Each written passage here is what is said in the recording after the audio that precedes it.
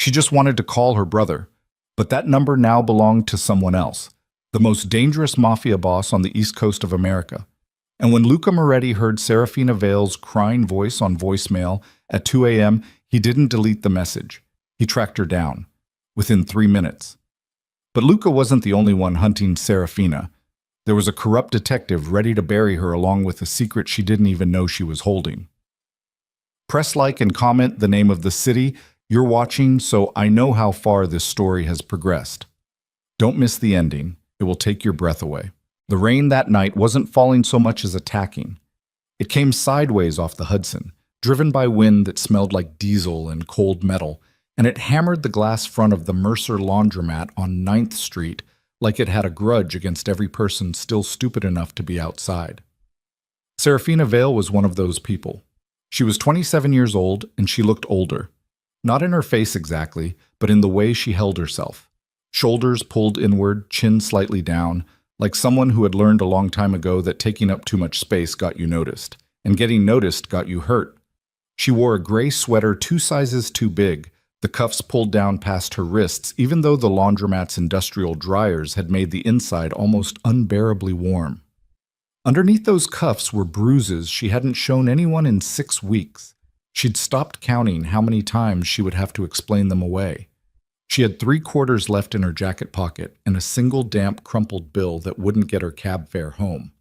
Her phone screen had a crack running from corner to corner that she'd been ignoring for 2 months because replacement wasn't in the budget, and the budget was a dark joke she'd stopped laughing at around the same time her mother's hospital statement started arriving in batches.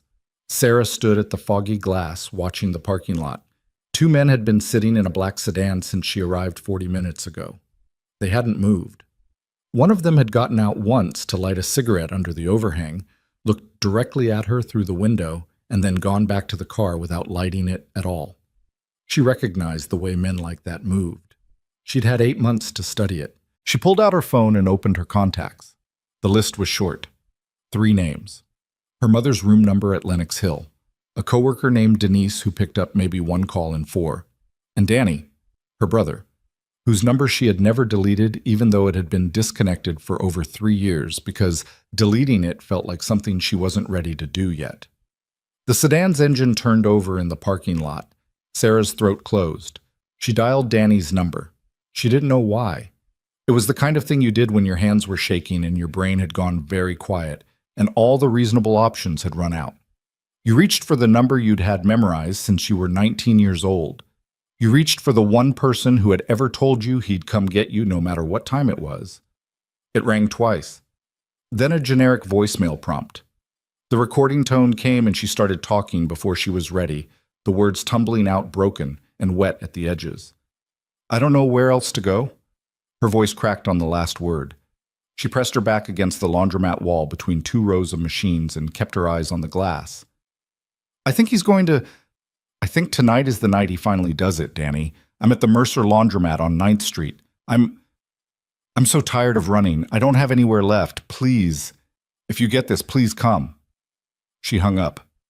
The dryer beside her buzzed and stopped. The sedan's headlights came on. Sarah's legs moved before she'd consciously decided to move, carrying her toward the back of the laundromat, past rows of plastic chairs and a bulletin board layered with outdated flyers and 1 hand-lettered sign that said no loitering in red marker in red. She pushed through a door marked staff only into a narrow service corridor that smelled like bleach and mildew and came out against a metal fire door that opened into an alley. The alley was blocked. Another car. Different make, same darkness. A man standing outside it, not looking at his phone, not looking at anything in particular, just standing in the rain with the particular stillness of someone who is waiting specifically for her. Sarah went back inside. She locked the staff door and stood in the corridor with her back against it, listening to her own pulse. The fluorescent tube above her head flickered twice and held. She could hear the rain on the roof and the low mechanical hum of the building, and somewhere outside the muffled sound of a car door. She thought about her mother. 3 years ago, before her mother got sick, before Danny disappeared, before Nolan Pierce had walked into her life wearing a detective's shield and a smile she'd mistaken for safety, Sarah used to believe there was a version of her life that could be ordinary. small and quiet and ordinary. An apartment she could afford, a job she didn't hate. Enough in savings that a broken phone didn't feel like a disaster. That version had been replaced gradually, then suddenly, the way everything bad happens. Nolan had been her boyfriend for a year before she understood what he was. He'd introduced himself as a homicide detective working South Brooklyn, dedicated, serious, someone her mother had immediately liked. He had brought flowers to the hospital twice.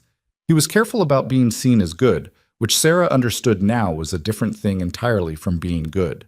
The thing she had seen, the thing that had ended it. She'd been dropping off Nolan's forgotten gym bag at the precinct, and she'd heard his voice through a half-open door, very controlled, very quiet, speaking to someone about an address. Just an address and a time. And then, 9 hours later, she'd heard on the radio that 4 people had been found dead at that address, and the investigation was being handled by Detective Nolan Pierce. She'd confronted him. That had been the first mistake. The second mistake was telling him she had proof. She didn't, not then. She was bluffing, shaking with fear and running on adrenaline and grief for people she didn't even know. But she'd said it. I have proof. And Nolan's face had gone very still in a way she'd never seen before. And she had understood in that moment that she had just reclassified herself in his mind from asset to liability. The bruises started 3 weeks later.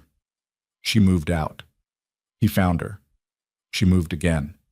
He found her again. She'd filed a report twice, and both times it had been buried within 24 hours, which told her the reach went further than just Nolan. 8 months of that. 8 months of a city that felt like it was made of walls that kept closing. And now a laundromat on 9th Street at 2 a.m. in the middle of a rainstorm with 2 cars in the parking lot and 1 in the alley. Her phone buzzed. Unknown number. She stared at it for 3 long seconds, then answered. She didn't know what else to do. The voice on the other end was quiet in a way that wasn't gentle. It was quiet the way an empty room is quiet, like something had been deliberately removed from it. You left a voicemail, the man said. Sarah's mouth went dry. I have the wrong number. Yes, he said. You do. I'm going to hang up. The men outside will be less patient than I am, he said. In approximately 90 seconds. She didn't hang up. The man, she didn't know yet that his name was Luca Moretti, didn't know yet what that name meant on the East Coast, what it meant in 3 different languages in 4 different countries, let the silence hold for a moment before he spoke again. The number you called was reassigned 2 years ago through a company you've never heard of. Your brother held it before that. Whatever you needed to say to him, you said it to my voicemail system instead. Sarah said nothing. Her throat was locked. You sound different when you cry, Luca said. Not cruelly. Just as a statement of fact, the way someone might observe that the rain had changed direction. I want you to leave me alone, she said. The men outside are not mine. She looked at the fire door, looked back at the flickering tube overhead. How do I know that? You don't. A pause. Yet. Outside, through the walls, she heard something, a sound that was short and flat and entirely unlike the rain. She had never been in a room where a gun went off until Nolan had put one on the kitchen table between them 4 months ago, and she didn't recognize it at first. Then she heard a second one, and she knew. What is happening? She said. Her voice had gone very small. Someone is resolving a problem, Luca said. Stay away from the windows. The glass is not rated for what's currently happening in your parking lot. Sarah flattened herself against the interior wall of the service corridor and slid down until she was crouching with her knees to her chest and her phone pressed against the side of her face so hard she could feel the cracked screen against her cheekbone. The sounds outside stopped.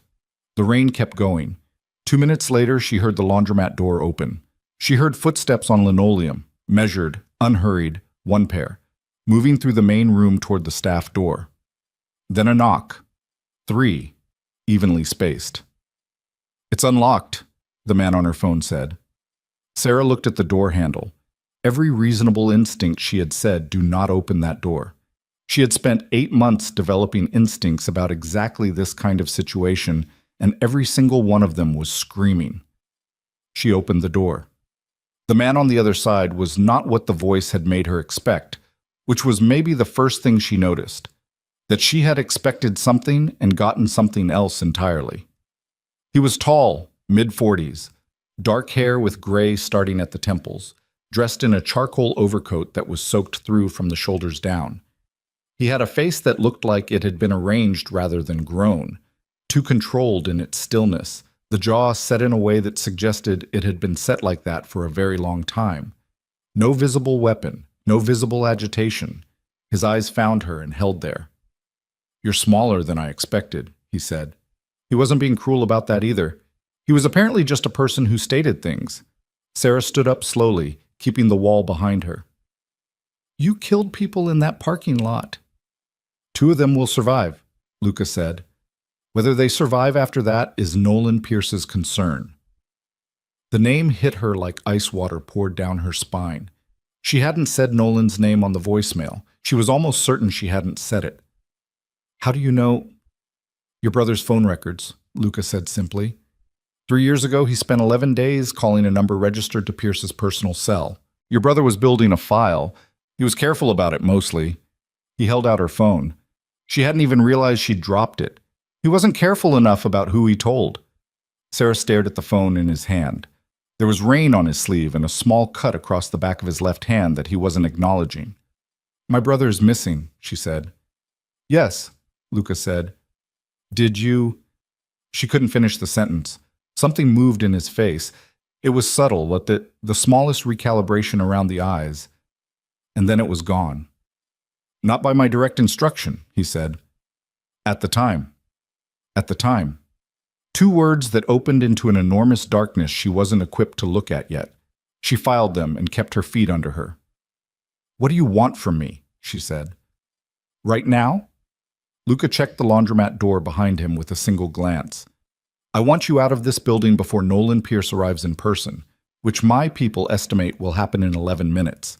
He's currently 3 miles north with a city vehicle and 2 plainclothes officers. You have people tracking him. I have people tracking everyone who has recently developed an interest in your location." He held the phone out another inch. "Take the phone." She took it. Up close, standing in the narrow corridor with the fluorescent light buzzing above them and rain still hammering the roof, Luca Moretti smelled like rain and something underneath it. Not cologne, just the particular scent of someone who had been standing in the cold for a while. He was watching her with an expression she couldn't fully read. Not like a man deciding what to do with her. More like someone studying a problem they hadn't expected to find interesting. "There are 2 options," he said. "I leave you here.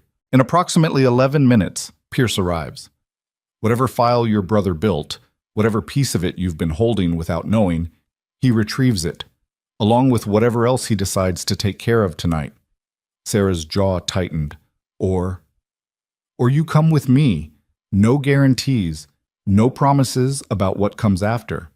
But tonight, you stay alive. Coming with you doesn't sound like surviving. It sounds like trading one problem for a different one. The corner of his mouth moved, not quite a smile, more like the ghost of one. "You're right," he said. "But it's a different problem. That matters." Outside, somewhere 2 blocks over, she heard sirens. Not the sound of help coming. She'd lost the ability to hear sirens that way several months ago. They were just another kind of warning now. Sarah looked at him for a long moment. She looked at the locked fire door and the staff entrance and the wall of machines visible through the open corridor door. She thought about her mother in the hospital with monitors beeping and a student nurse who came twice a shift. She thought about Danny's voicemail, disconnected 3 years, the way she'd let the phone ring anyway because she couldn't stop reaching for the number. She thought about the moment 8 months ago when Nolan's face had gone still across the kitchen table and she had understood, in her body before her mind caught up, that she had made herself into something disposable. "If I go with you," she said, "I don't become yours." Luca looked at her without blinking. "No," he said, "you don't. I want to see my mother, not tonight, but I want access. Negotiable. And I want to know what happened to Danny." The stillness in his face shifted slightly, like a very heavy door moving an inch. "That," he said quietly, "I will tell you, when the time is right." "The time is right now." "No," Luca said. "It isn't." And somewhere in the part of you that's keeping you standing in this hallway, instead of on the floor, you know that. She hated that he was correct. Sarah pulled her sweater cuffs down by reflex, a motion so automatic she didn't realize she'd done it until his eyes dropped to her wrists for half a second and came back up. He didn't say anything about it. She was grateful for that, and furious at herself for being grateful. "Let's go," she said. They moved through the laundromat quickly, Luca slightly ahead, angling his body between her and the windows without making a performance of it. She noticed that. Noticed the way his people, 3 of them, appearing from positions she hadn't clocked entering, moved around them like they were reorganizing a room they knew by heart, no wasted motion, no visible communication. The parking lot outside the front entrance looked wrong. Not dramatically wrong, just altered. The black sedan was still there, but the angle was off, like it had been moved a foot. The rain was still falling hard. 2 of Luca's men were stationed at the edges of the lot, standing without umbrellas in the kind of rain that soaks through everything immediately, not seeming to notice. She saw the shape of Nolan's man on the wet asphalt near the vending machine. She didn't look long. A black SUV with tinted windows was idling at the curb. The door opened from the inside before they reached it. Luca's hand appeared at her elbow. Not grabbing, just a point of contact. And then she was in the car, and the door closed and the laundromat was behind them, and the rain was hitting the windshield in thick sheets, and the city was closing around them like water closing over a stone.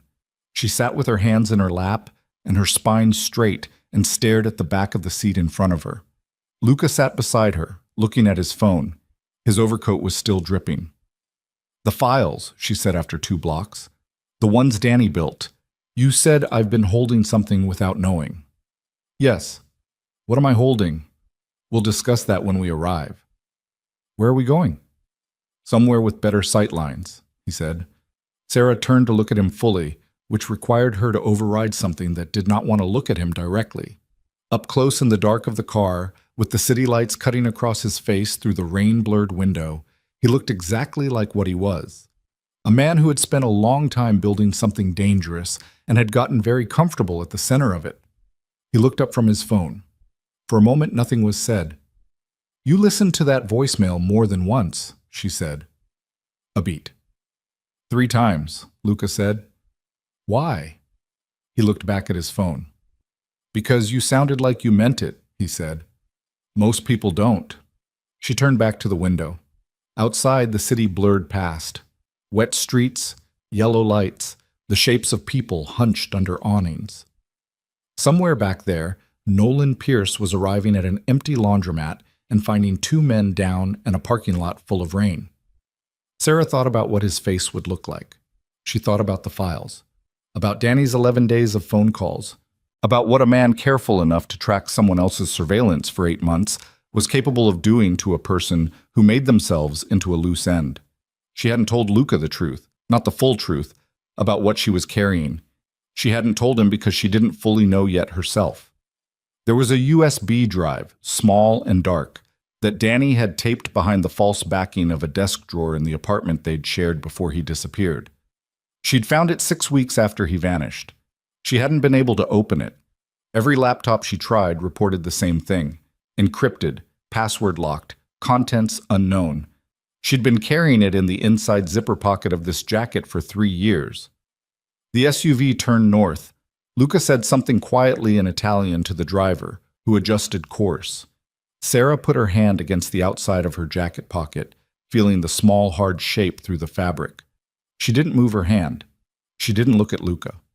She watched the rain on the window and breathed carefully and tried to decide how long she could afford to keep the most dangerous thing in her possession hidden from the most dangerous man in the city. She gave herself until they arrived, whatever that meant. Whatever came after. The city swallowed them whole. The penthouse occupied the entire 53rd floor of a building in Midtown that didn't have a street-level sign and whose lobby required a key card that wasn't issued to anyone outside Luca's immediate organization. Sarah learned this in pieces: the unmarked entrance off a side street, the elevator that needed 2 separate codes, the way the doors opened directly into a space that felt less like a home than like a position. That was the word that came to her first. Position. the way a chess piece occupies a square. Everything in the penthouse was arranged for visibility and control. Floor-to-ceiling windows on 3 sides. The island of Manhattan laid out below like a map someone had pinned open for study, every interior angle accessible from the central room. No curtains, no soft edges. The furniture was dark and expensive, and looked like it had been chosen by someone who understood comfort as a tactical liability. She stood in the middle of it with her damp jacket still on and her arms crossed over her chest and tried not to look like she was trying to figure out which direction to run. A woman appeared from a hallway, mid-50s, silver hair pulled back, wearing a charcoal blazer that matched the general aesthetic of the place. She looked at Sarah the way a doctor looks at an intake form, not unkind, efficiently assessing. "Mara," Luca said, "get her something dry." "I don't need—" Sarah started. "You're shaking," Mara said, not rudely, just accurately. Sarah looked down at her own hands. She was in fact shaking. She hadn't noticed. That happened sometimes when the adrenaline wore off, the body catching up to what had just occurred, sending the bill all at once. Mara produced a gray sweater and a pair of dark pants from somewhere and pointed Sarah toward a bathroom off the main hall. Sarah went because standing in the middle of Luca Moretti's penthouse in wet clothes, arguing about it, seemed like exactly the kind of energy she couldn't afford to waste. The bathroom was white marble and aggressively clean and had a mirror that didn't lie. She looked at herself in it for a long moment, the shadows under her eyes, the tightness around her mouth that had been there so long she'd stopped seeing it. She pulled her left sleeve up deliberately, looked at the bruising on her forearm, yellow-green now, a week old, and then pulled the sleeve back down. She changed. She folded her jacket carefully, feeling the weight of the USB drive in the inner pocket, and held it against her body as she walked back out. Luca was at the windows with a glass of water, not looking at her, looking at the city. The rain was still going. Down below, headlights moved through canyons of glass and steel like slow-moving signals. "Sit down," he said. "I'd rather stand." He didn't push it. He turned from the window and set his glass on the low table between them and sat himself, which meant she was the only one still standing, which felt briefly like a small victory and then just felt awkward. She sat. "Tell me about the drive," he said. Sarah went very still. Luca watched her. His face was the same as it had been in the laundromat corridor. Contained, reading, patient, in the way that suggested patience was something he'd decided to use rather than something he naturally felt. "I don't know what you're talking about," she said. "You held your jacket against your chest when you came out of the bathroom," he said. "You're not holding it now because you put it on the chair directly behind you, and you've been aware of exactly where it is since you sat down." Sarah said nothing. "I'm not going to take it from you," Luca said.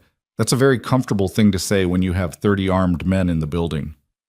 22, he said. "And I don't need to take things from people in my own house. I just need to understand what I'm dealing with." "You're dealing with a woman who called the wrong number," Sarah said. "That's all." "That's not all," Luca said. "Your brother spent 11 days gathering evidence on Nolan Pierce and at least 4 other city officials. He had names, routes, financial records, enough to bring a significant structure down. He sent a copy to a federal contact who died in a car accident 6 weeks later. He kept the original." He paused. "He gave it to you before he disappeared."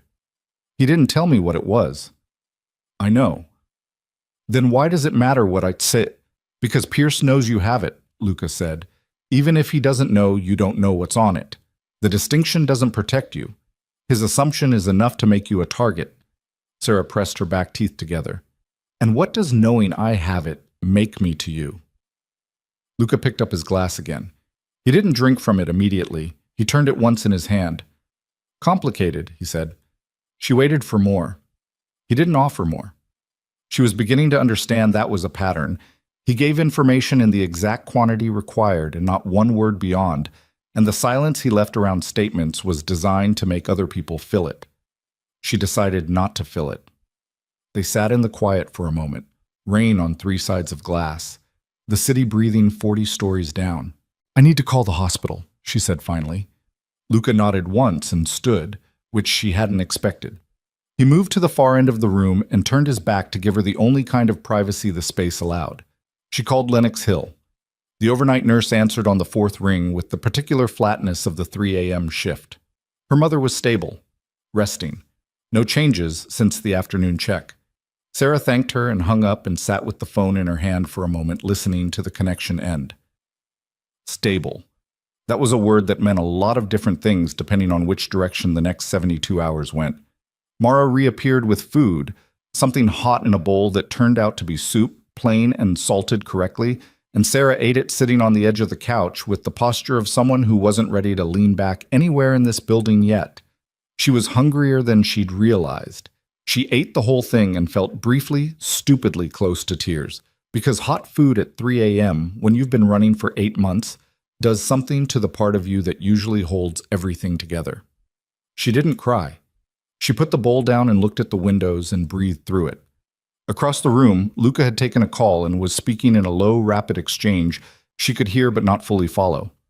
A name. A location. What sounded like an instruction delivered in the tone of someone confirming an appointment.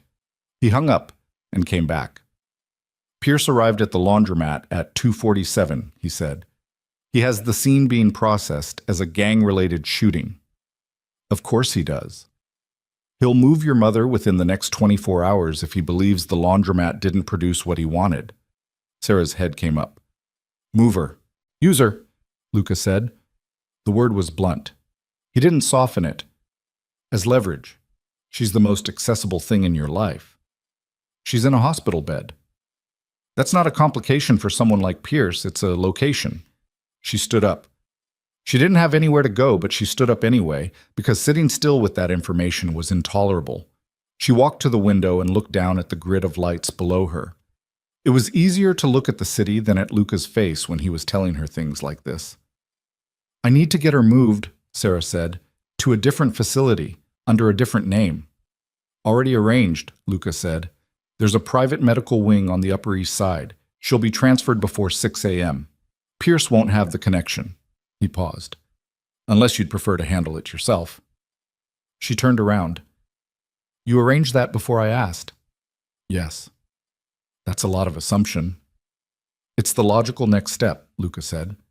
Your mother is a vulnerability. Vulnerabilities get addressed. She's not a vulnerability, Sarah said. She's my mother. Something in his face shifted slightly, not apologetically, more like a recalibration. Both things can be true, he said. She stared at him. He stared back. He was genuinely unbothered by her anger, which was both infuriating and, she had to acknowledge, oddly steadying.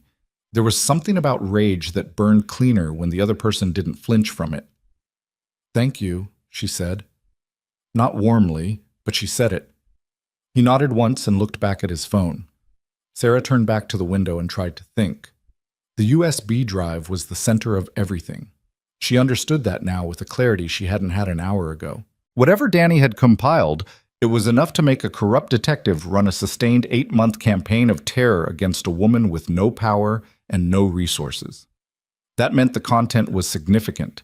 That meant the people it named were more afraid of it than they were careful about the methods they used to suppress it. And now the most powerful criminal organization on the East Coast knew she had it. She was running the mathematics of her situation, and none of the numbers were good. A door opened behind her, and one of Luca's men came in, younger, dark-eyed, with the kind of face that had been serious so long it had permanently arranged itself that way. He spoke directly to Luca without looking at Sarah. She caught the words Pierce and Federal and Morning and one other word she couldn't place. Luca stood immediately. Whatever the comfortable distance of the last 20 minutes had been, it collapsed.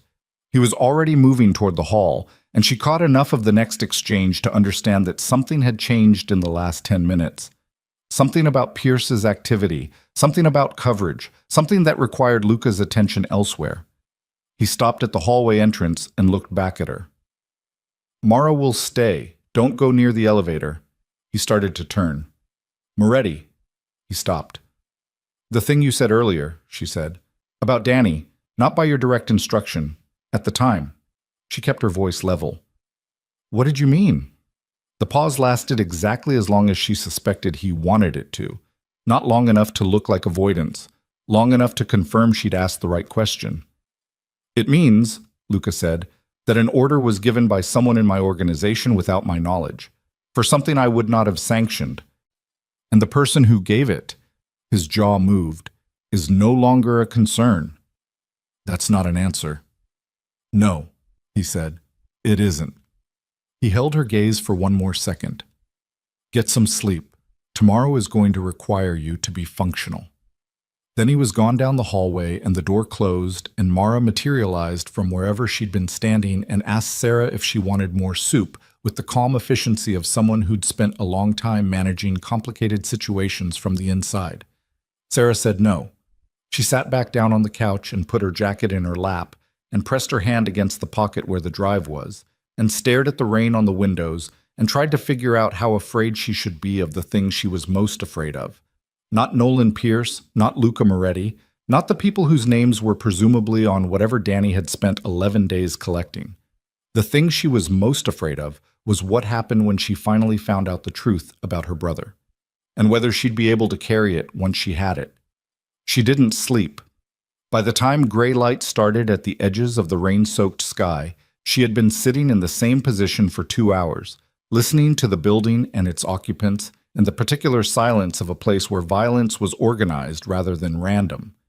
It had its own sound, measured footsteps in the corridor, the low punctuation of phones, doors opening and closing with the purposefulness of people who had specific jobs and were doing them. Mara checked on her twice, brought coffee the second time without asking. Luca returned at 5:40 a.m. He looked like someone who had not slept and was not particularly troubled by this. The overcoat was gone. Dark shirt, no tie, the sleeves pushed up slightly. The cut on the back of his hand had been cleaned and had a small bandage on it that he was ignoring. He sat in the chair across from her and looked at the coffee she'd barely touched. Pierce filed a report at 4 a.m., he said. He's claiming Moretti organization involvement in the laundromat shooting. He's pushing for a federal joint task force. He's not wrong about the involvement, Sarah said. No, Luca said. He isn't. But his motives for the report have nothing to do with law enforcement. He's trying to generate official attention on my organization as cover for what he's actually doing, which is building justification to raid locations where he thinks you might be. Sarah set down her coffee. He's using the badge. He's been using the badge for 8 months, Luca said. The difference now is he's escalating to a scale that becomes visible. That creates a window. A window for what? For ending it. She looked at him. He looked back at her with the same steady attention he'd been giving her since the laundromat corridor.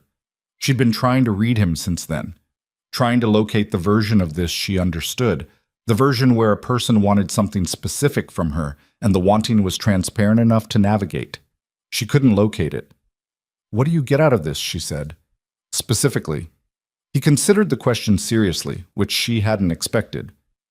Pierce has been a functional problem for my operations for 2 years, he said. He steers investigations, he sells information to rival organizations, he creates instability in channels that benefit from stability. Removing him is useful. That's the practical answer. Yes. What's the other answer? He was quiet for a moment, not evasively, more like someone actually deciding how much precision to apply. Your brother, he said, attempted to do something that required a significant amount of courage and very little support. It didn't work. The reasons it didn't work are partially attributable to decisions made inside my organization. He looked at his hands. I don't carry debt well. It was the most honest thing he'd said to her, and she recognized it as such, which meant she also had to recognize that it made him more dangerous, not less. A man who could be honest at 5 a.m. after a night of controlled violence was a man who had decided honesty was an effective tool. That was different from a man who simply couldn't lie. Show me what's on the drive, she said. He looked up. Do you have the password? No, Danny never told me. She pulled the jacket into her lap, unzipped the inner pocket, and held out the drive. It was small. A standard USB, black, with a piece of tape on it she'd never been able to read because the writing was too small and she'd never had the right light. But you presumably have people who can get past the encryption. Luca looked at the drive in her hand for a moment. He didn't take it. Once that's open, he said, whatever's on it becomes known. To me, to my people. You understand that means it becomes part of a different equation. I understand. You may not like what the equation produces. I already don't like anything about my current situation, Sarah said. At least this moves it forward. He took the drive. His fingers were brief against her palm, impersonal, deliberate contact. And then it was in his hand, and she'd given up the only piece of leverage she'd had since she walked into his car.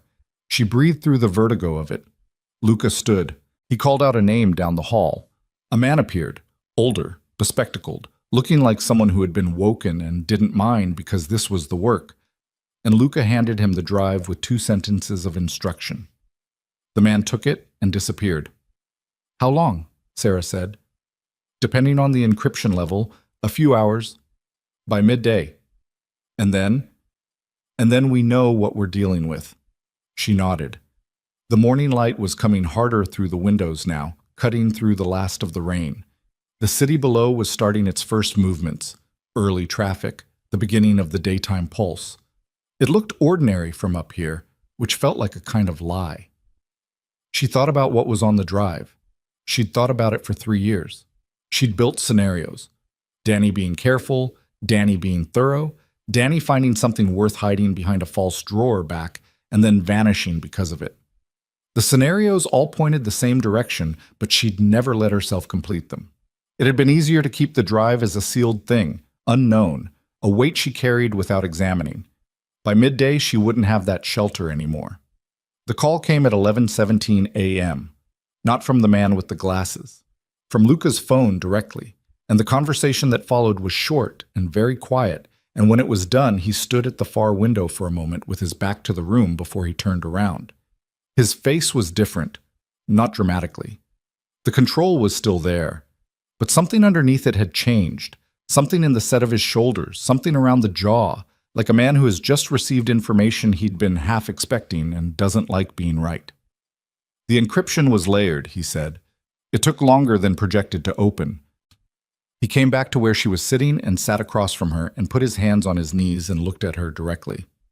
What's on the drive is what I expected. Financial records, communications, witness documentation of the massacre in South Brooklyn, names of the officers involved, the political officials who signed off on the cover-up, the trafficking routes that were being protected. He paused. And one thing I didn't expect. Her throat was very tight. Tell me. There's a record of a meeting, Luca said, 14 months before your brother disappeared, between Pierce and a man who used to run logistics coordination for my organization. The meeting was about the South Brooklyn operation, specifically about ensuring certain witnesses didn't surface. Sarah waited. My logistics coordinator, Luca said, made a commitment on behalf of my organization without my knowledge or authorization. He contracted out the witness management to Pierce's network. Your brother was identified as a threat because of the files he was building. He stopped. The order to make him disappear came from inside this building, from a man I trusted with operational details for 6 years. The room was completely silent. Where is that man now? Sarah said. Her voice was very flat. He died, Luca said, 8 months ago, before I knew what he'd done. 8 months ago. The same time Nolan had started his campaign against her. The same time the pressure had begun. She could see the shape of it now. The logistics coordinator dying, Pierce losing his protection from the organization side, Pierce escalating against her directly because she was the last thread that could unravel everything. So your man is dead, she said. And you're telling me that the order that made my brother disappear came from your organization, authorized by someone you trusted, and you didn't know? Yes. And I'm supposed to... She stopped. She pressed her hand flat against her thigh. What exactly am I supposed to do with that? Whatever you need to, Luca said. He wasn't defending himself. He wasn't trying to minimize it or reframe it or fill the air between them with explanations. He sat across from her with the information on the table between them and let it be what it was. She stood up. She walked to the windows and stood with her arms crossed and her forehead nearly against the cold glass and looked at the city below. The city where Danny had made phone calls for 11 days. The city where he had disappeared. The city where she had spent 3 years carrying a drive she couldn't open and 8 months running from a man who wanted what was on it, and all of it, Every single piece of it ran through the organization of the man sitting 10 feet behind her. She heard him stand. "Sarah, don't," she said. He stopped. She stood at the glass and breathed and tried to locate the version of herself that could make a decision in this moment, because decision was what this required. Not grief, not rage, both of which were fully present and would have to wait. Decision. She was still alive. Her mother was in a safer location. The drive was open. The names were known. She had something now she hadn't had 8 months ago. She had all the pieces. The question was what she was going to build with them. She turned around. Luca was standing in the middle of the room watching her. No performance of remorse. No attempt to control her reaction. Just standing there, present, waiting for whatever she decided to do. "You said ending it," she said. "This morning, you said there was a window." "Yes." "I want to know exactly what that means. I want to be part of every decision that comes next. I want full information, not pieces timed for my management." She held his gaze. "And I want you to understand that my cooperation is not forgiveness. It's not trust. It's a transaction. We both want Pierce finished. After that," she stopped. "After that, I don't owe you anything." Luca was quiet for a moment. Then he said, "Agreed." Simple as that. She hated that she half believed him. She had just crossed into the exact kind of territory she had spent 8 months trying to avoid. The territory where the lesser evil and the greater evil looked indistinguishable from the inside, and the only way forward was through. No clean hands. No clear exits.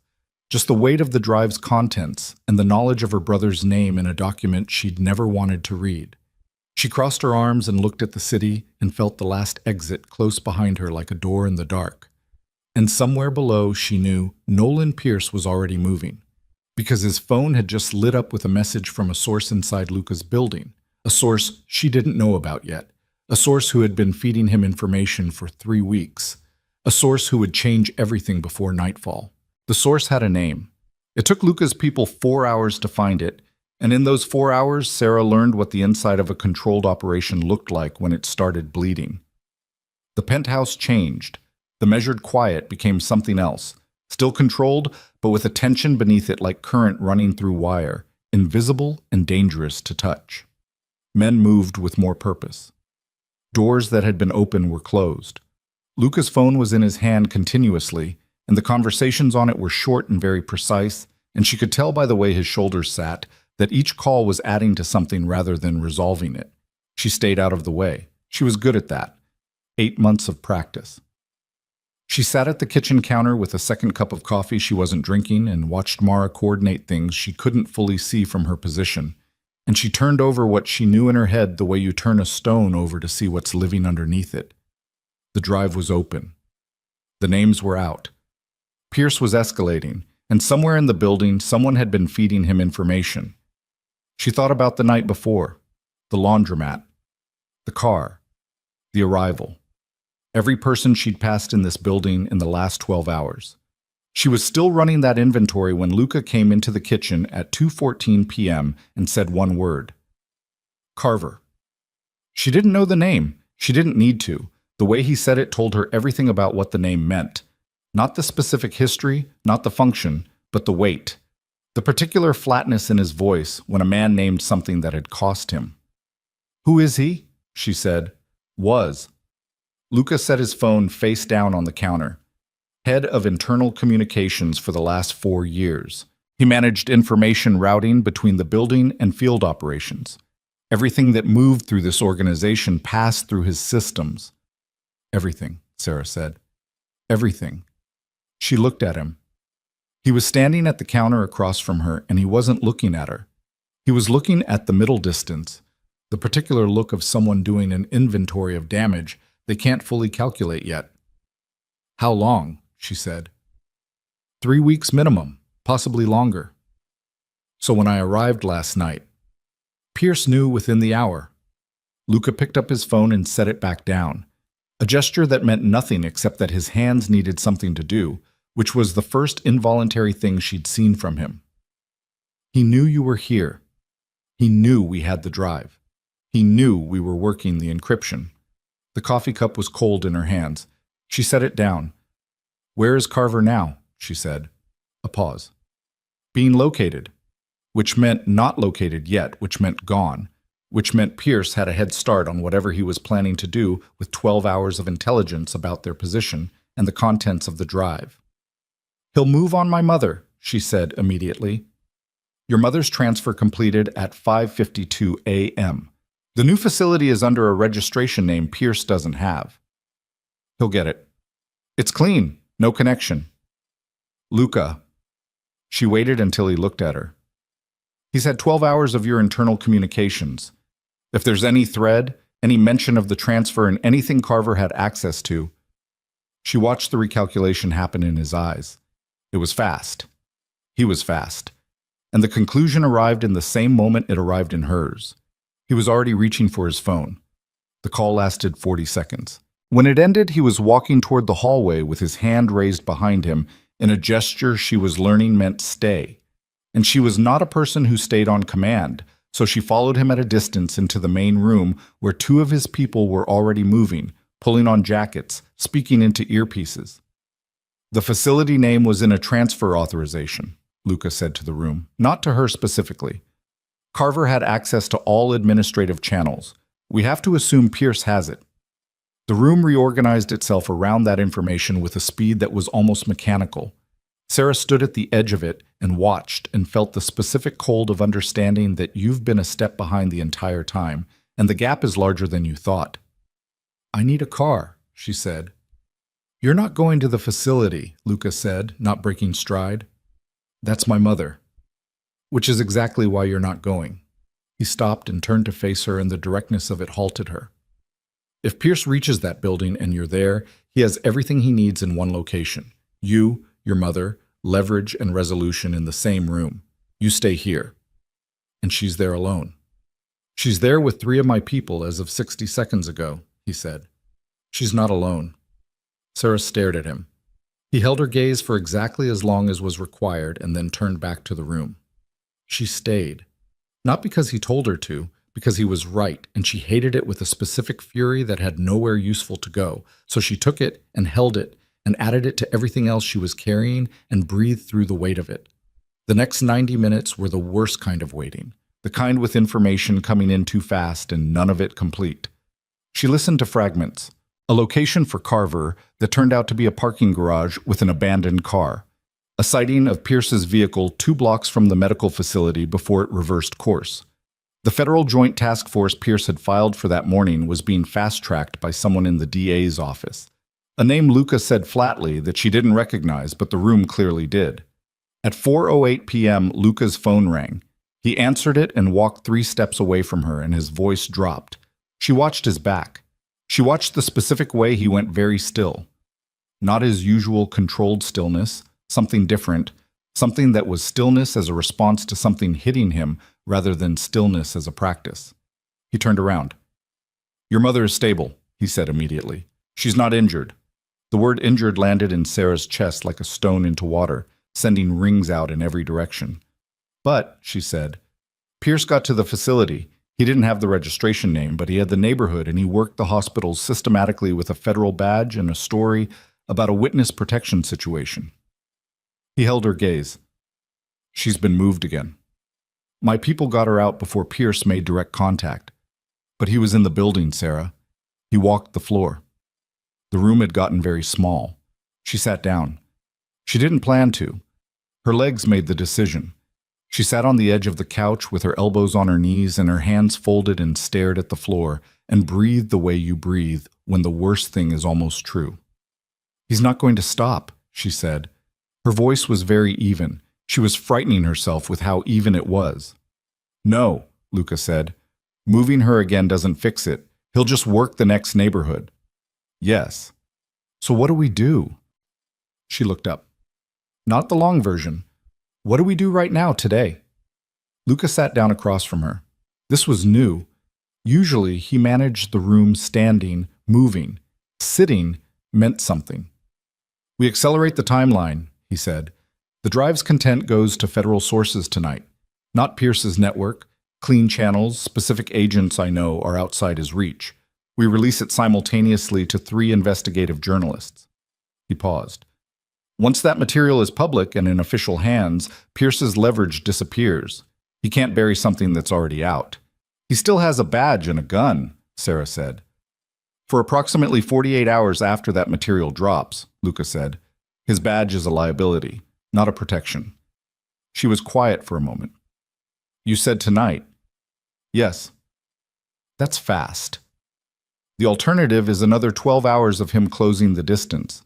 She nodded slowly. What do you need from me? The drive, he said, has a secondary encryption on a specific folder. The man with the glasses couldn't break it. It's voice-locked. She stared. Voice-locked. Your brother built in a secondary layer, a voice key. He watched her. It would have to be someone he trusted completely, someone whose voice was distinctive enough to register. Her throat was very tight. You think it's me. I think it's possible. You don't know.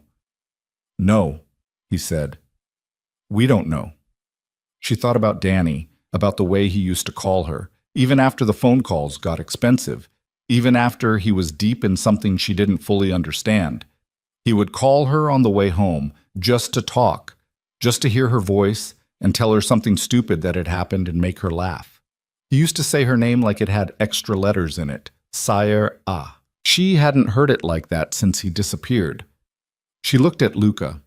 What folder? She said. He took the drive from his inner jacket pocket. She noted that he'd been carrying it on his person, not leaving it with the man with the glasses, not in a drawer or a safe, and walked with her to a room off the main hallway that held a desk and a laptop and the man with the glasses, who was waiting, and a setup she didn't entirely understand but that Luca explained in 2 sentences. A microphone, a trigger phrase. Her name, spoken by her brother, that would key the lock to a matching voice print of someone specific. The phrase, she said. We don't know it, the man with the glasses said. He had a slight accent she hadn't placed yet. Eastern European somewhere. We know it's voice-locked, and we know the voice is female. That's the limit of what we could determine without the key. So I just talk, Sarah said. Try your name first, Luca said. Then variations. Then try anything your brother used to call you. She sat at the desk. The microphone was a small professional thing and felt wrong to lean toward. She felt slightly absurd. She said her name, Serafina, Sarah, Sire A with the extra syllable the way Danny said it. She tried her childhood nickname, Sarah Bird, something her mother had called her that Danny had picked up and turned into a joke until it wasn't a joke anymore. She tried it again. She tried it 4 more times in slightly different inflections. Nothing. The man with the glasses watched his screen, shook his head. Luca was standing in the doorway. She didn't look at him. She looked at the microphone and tried to think about what Danny would have chosen. He was careful. He was paranoid in the right directions. He'd proven that with 11 days of phone records and layers of encryption. He wouldn't have used something obvious. He wouldn't have used her name. He would have used something only she would know. She closed her eyes. She thought about the last time she saw him. 3 years and 4 months ago, a Tuesday, he'd come by her apartment with takeout that was already cold, and they'd eaten it anyway at the coffee table watching a show neither of them was really watching. He'd been distracted. She knew that now in retrospect, his attention kept sliding toward his phone. She'd given him a hard time about it. He'd looked at her and said something. She opened her eyes. Lenox and Ninth, she said quietly. That was our corner. We grew up a block from it. When we were kids, and we got separated anywhere, we always went back to that corner. She leaned toward the microphone. Lenox and Ninth, she said. The screen changed. The man with the glasses made a sound, was short, involuntary, and his hands went to the keyboard. Sarah stared at the screen. The folder had opened, and what it held was worse than she was ready for. Not because it was more than expected, because it was exactly what she'd feared, and seeing it made it real in a way that 3 years of not seeing hadn't prepared her for. There were financial records as expected, communications as expected, the documented details of the South Brooklyn massacre and the cover-up, names, dates, the specific officers who had received payment, the politicians whose signatures appeared on redirected investigations. and a video file. Time-stamped 14 months before Danny disappeared. The man with the glasses looked at Luca.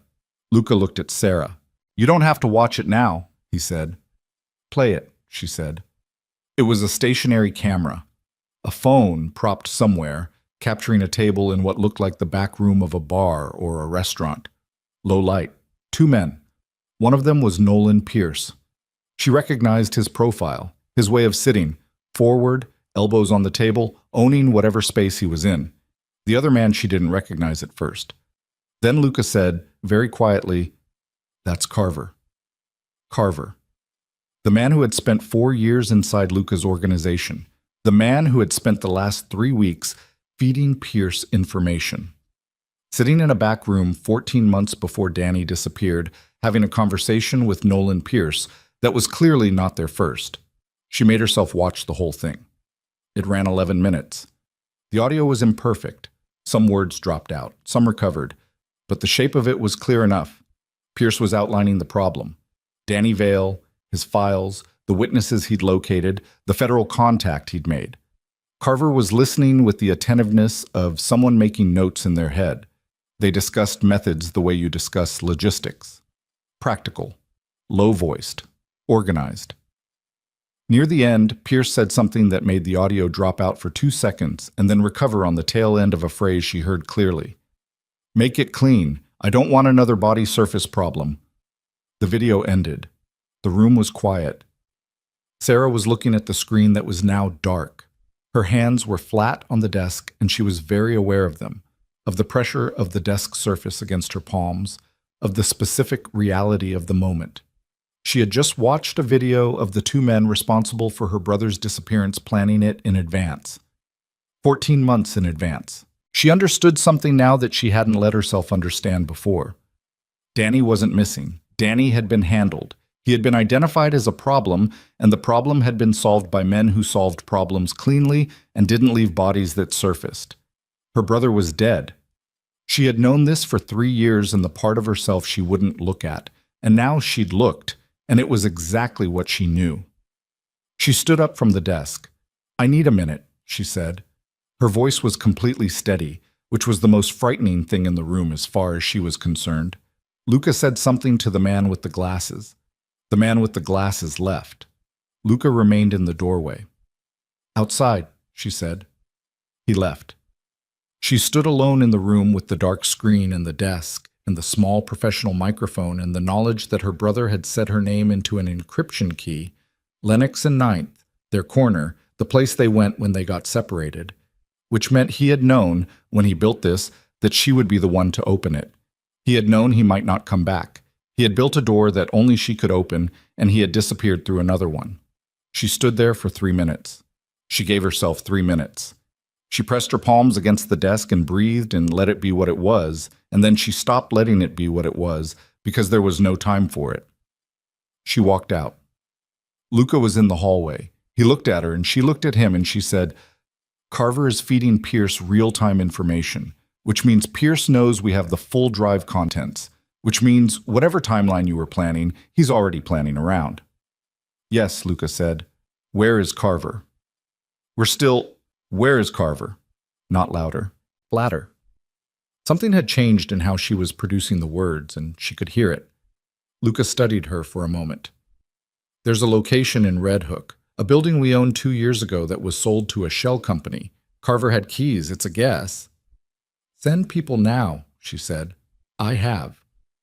"Send more." "Sarah." "He is the direct line between Pierce and everything happening in this building," she said. "He knew I was here. He knew about my mother's transfer. He has the drive contents. He has our timeline. And every hour he's free is an hour Pierce is using." She stopped, swallowed. "My brother is dead. Pierce had him killed. Carver helped plan it. And right now Carver is somewhere in this city with a cell phone and a clear line to the man who gave the order." She held Luca's gaze. "So I need you to stop being strategic about it for 60 seconds. And send every person you have to that building in Red Hook." The pause lasted exactly long enough. "Done," Luca said. He made the call. She stood beside him in the hallway and listened to it and felt something happening in her chest, Not breaking exactly. More like something that had been held in a particular shape for a very long time was releasing into a different shape, harder and less recognizable. They were moving toward the elevator when his phone rang again. He answered it. 2 sentences in, he stopped walking. She stopped too. His face did the thing she'd seen once before, the recalibration, the thing moving underneath the control. But this time it was worse. This time when he turned to look at her, she understood from his face alone, before he said anything, that the call wasn't about Carver. Pierce released a statement, Luca said. Public through 2 media contacts. He's claiming Moretti organization operatives kidnapped a civilian woman last night and are holding her against her will. He's named you. He paused. He's included a photograph. She felt the air in the hallway. Where did he get a photograph? Luca looked at her with something she hadn't seen from him yet, something that was very nearly an apology. Security camera, building entrance, last night when we arrived. Which meant Carver had pulled it. Carver had pulled the entrance footage and handed it to Pierce, and Pierce had spent the day constructing a narrative around it. Not law enforcement, not a quiet raid, something public. Something that put her face on the story in a way that made her either a victim of Luca's or a co-conspirator. Either way, she was visible now, after 8 months of being invisible enough to survive. My name, she said slowly. My photograph. In the media. Within the hour, it'll be on every network feed, Luca said. Pierce isn't trying to retrieve you quietly anymore. He's making you radioactive. Anyone who might help you will now see a story about a kidnapped victim or a Mafia associate. Either way, they don't come near you. And the drive, she said. If we release it now, tonight like you planned, Pierce's team will frame it as fabricated evidence produced by a criminal organization to avoid prosecution, Luca said, using you as the narrative center. The woman in the photo is the source. The woman in the photo is either coerced or compromised. She understood. Pierce had just removed the drive as a weapon, not by suppressing it, by contaminating the messenger before the message could land. She stood in the hallway of a building she'd arrived at 8 hours ago with a USB drive and a wrong number, and she felt the specific geometry of a trap. Not the walls closing, but the floor tilting slowly and inevitably toward a single point. She had 2 options remaining. She could see them both clearly. One was to disappear, abandon the drive, abandon the plan, find a way out of the city and into a life so small that Pierce no longer considered her worth the effort. Leave the names on the drive in the dark, where they'd been. Leave Danny's evidence sealed in the specific silence of something that is known but never said. The other option required her to become something she'd never been. She looked at Luca. The gala, she said. He went very still. Pierce is attending the Harbor Commission charity event tomorrow night, she said. She'd seen his name on a flyer 3 weeks ago, in a different life, taped to a board outside the precinct she'd walked past. She'd noted it the way you note things when you're studying someone who is studying you. He'll be public, surrounded by the exact people whose names are on the drive, politicians, commissioners, whoever signed off on South Brooklyn. She paused. If I'm there, visibly, in person, carrying the drive, showing my face in a context he can't control, he can't run the kidnap narrative. He can't say I'm coerced. I'm there under my own power in a room full of witnesses. You're also in a room with armed men who want you gone, Luca said. Yes, she said. So I need you to make sure the people you put in that room are better than his. Luca looked at her for a long moment. The hallway light was overhead, and it was not kind, and she didn't care. She was standing in it with her arms at her sides and her jaw set, and all 3 years of carrying a drive she couldn't open, and 8 months of running from a man she couldn't stop. And she was done with the particular exhaustion of being chased. She was done being the thing that ran. If Pierce sees you walk into that room, Luca said carefully, he will not wait for the end of the event. I know. He will act immediately. I know. You understand what immediately means in a room like that. I understand what it means if your people aren't better than his, she said. Are they? A long beat. Yes, Luca said. Then we go tomorrow, she said, and we end it there. She turned toward the main room and stopped because a sound had come from the elevator bank. not the elevator itself, something adjacent to it, in the utility corridor that ran parallel to the main hall. A sound that was small and specific and completely wrong for the building at 5 p.m. Luca heard it the same second she did. He moved faster than she'd seen him move, one hand catching her arm and pulling her backward in the same motion he was reaching under his jacket. And two of his men appeared from the main room already positioned, and she was pressed against the hallway wall with Luca's body between her and the utility corridor door and the sound behind the door. The utility corridor door came off its hinges. Not explosively. That was the wrong word for it. It came off with the specific controlled force of something hit by a person who knew exactly how much force was required. And then there were two men in the hallway, and Luca's people were already moving, and the sound that followed was close and loud and wrong, in a way that her body processed before her mind did. She hit the floor because Luca's hand on her arm had already angled her that direction, and she went with it because the alternative was standing in the center of a hallway where guns were being produced on both sides. She got her hands under her and her knees, and she was moving toward the main room doorway at a crawl that became a run in 3 steps. And she cleared the door frame and flattened against the interior wall as the sounds behind her organized themselves into something she could parse. 2 shots, a third, a body hitting the wall, then the particular quality of silence that meant one side had won. She waited. Clear, Luca's voice. Tight. She came back into the hallway. One of Pierce's men was on the floor. The other was against the wall with one of Luca's people holding him, and his face the color of something wrong. Luca had his gun out still. She'd never seen it drawn before, had known intellectually it was there. And the reality of it was different from the intellectual knowledge in a way her nervous system was still processing. He looked at her. You're not hit. No. He looked at the man against the wall, then back at her. Get your jacket. She got her jacket.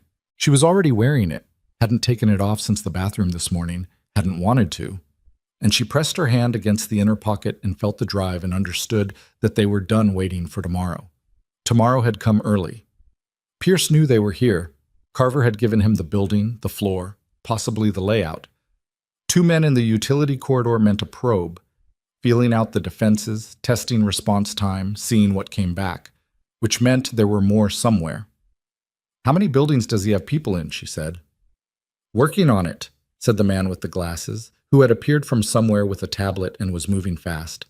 Luca was already on his phone. He spoke for 30 seconds, hung up, spoke again. She watched him build the response in real time, calm, precise. Each call a piece of a structure going up fast. She had been in the building less than 20 hours, and she already understood that Luca Moretti's primary skill was not violence. It was architecture. He built things, systems, positions, responses. And the violence was just the material he happened to be working with. We move tonight, he said. Not to her specifically, to the room. The gala isn't until, she started. Pierce will move on this building within the hour, Luca said. We don't wait for him to control the location. We choose the location. The gala, she said again. He looked at her. He'll be there tonight, she said. The Harbor Commission event is tonight. Not tomorrow. I got the date wrong. She hadn't gotten the date wrong. She'd known since last night.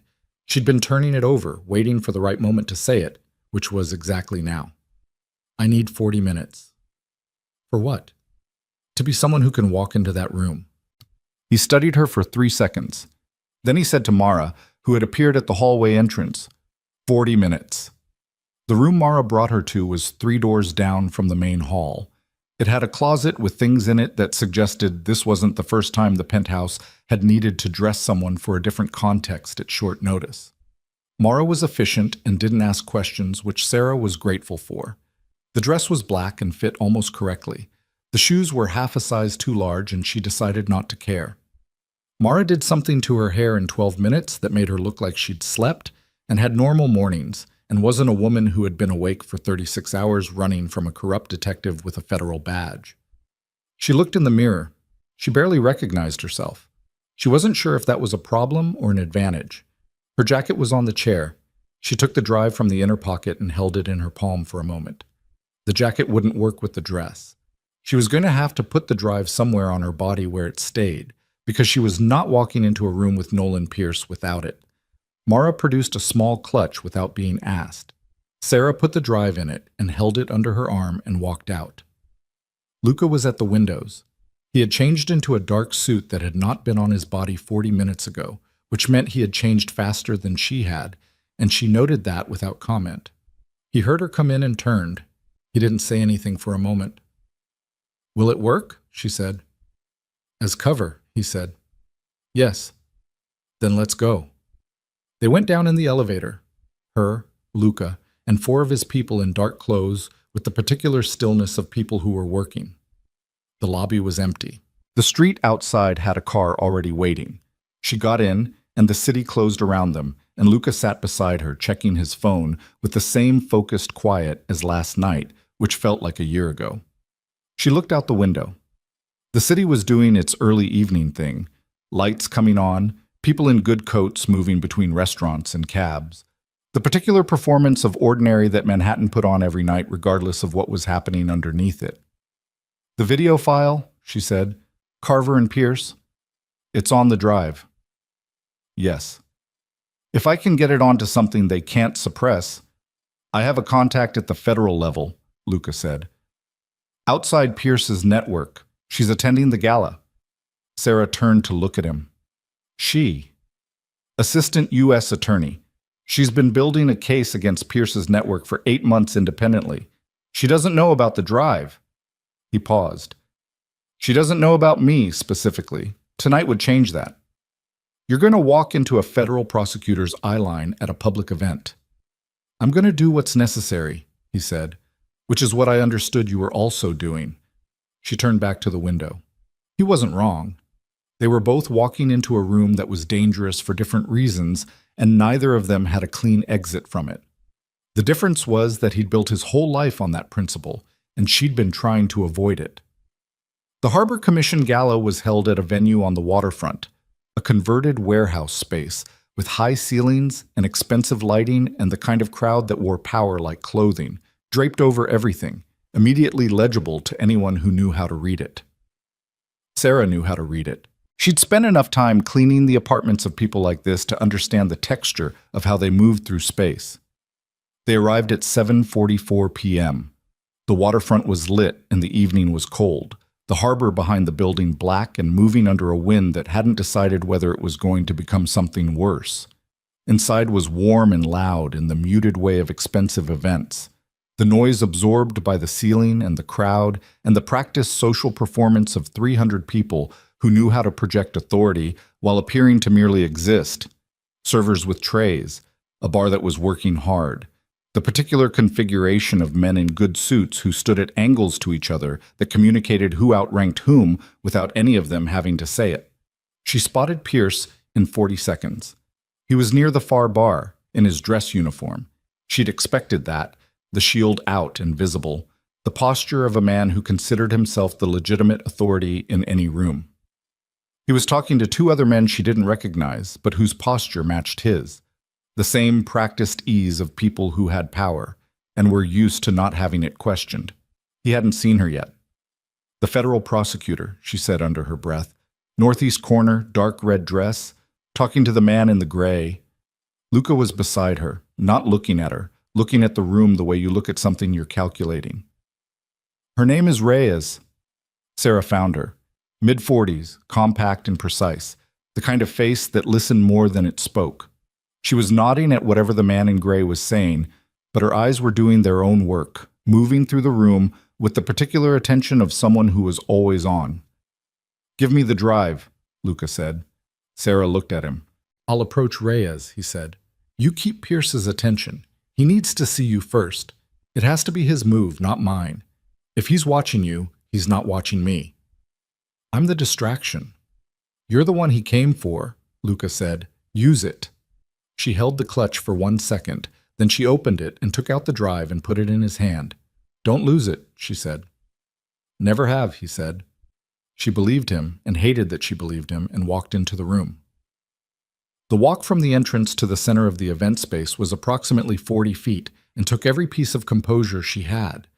She was aware of her own heartbeat in a way that was distracting. Loud, very fast, Not panicking, but close, the body doing its math about the situation and communicating the results clearly. She breathed through it. She walked like she was supposed to be here. She walked like her brother was dead, and Nolan Pierce had planned it in a restaurant booth 14 months before it happened, and she was walking toward him anyway. She was 12 feet from the bar when Pierce saw her. She watched it happen. His head turning as someone nearby shifted, the automatic scan of a man who was always tracking his environment, and then his eyes landed on her and the social expression he'd been wearing went very still. And underneath it, something else came up, something she recognized from the kitchen table 8 months ago. The recalibration. The moment she stopped being one thing and became another. She kept walking. She stopped 6 feet from him. The two men he'd been talking to registered her arrival and fell quiet, reading the temperature. "Serafina," Pierce said, very controlled. "You look different." "You look exactly the same," she said. He looked at the men beside him. A small gesture, private, almost invisible. And they excused themselves with the practiced ease of people who'd been dismissed by Nolan Pierce before. They were alone in the middle of 300 people. "You want to tell me how you got in here?" he said. Low. Not a question, really. "Same way you did," she said. "Looked like I was supposed to be here." "Where is it?" he said. "Where's what?" "Don't." He moved half a step closer. Not threatening yet, just closing the distance to a range where the conversation was private. She held her ground. "The drive. Whatever Vale left you. You've been carrying it for 3 years and you opened it this morning and you know what's on it." "I know what's on it," she agreed. His jaw moved. He was very good at not showing things, and right now he was working at it. "You walked into this room alone." "I walk into rooms alone all the time," she said. "It's mostly what I do."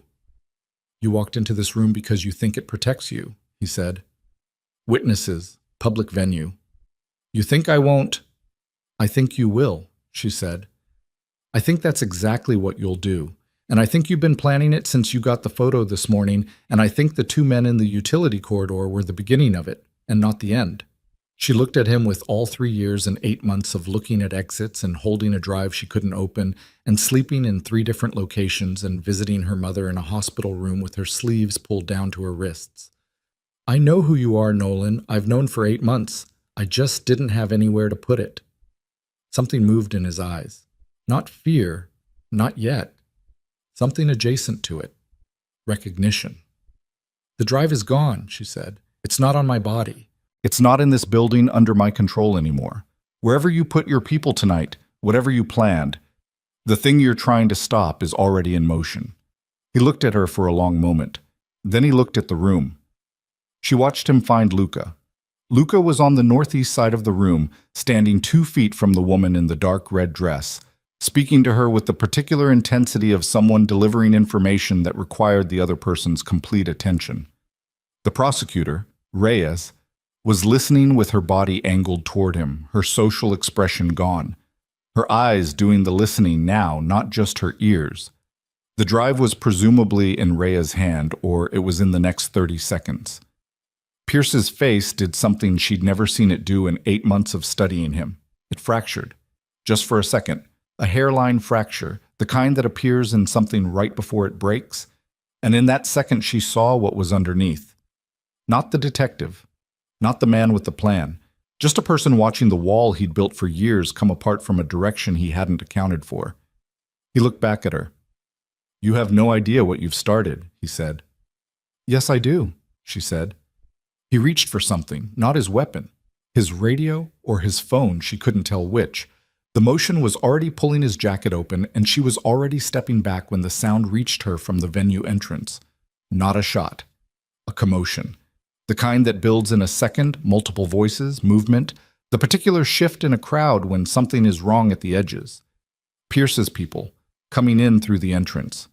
Luca's people, meeting them. The room cracked open from ordinary into something else in the span of 3 seconds.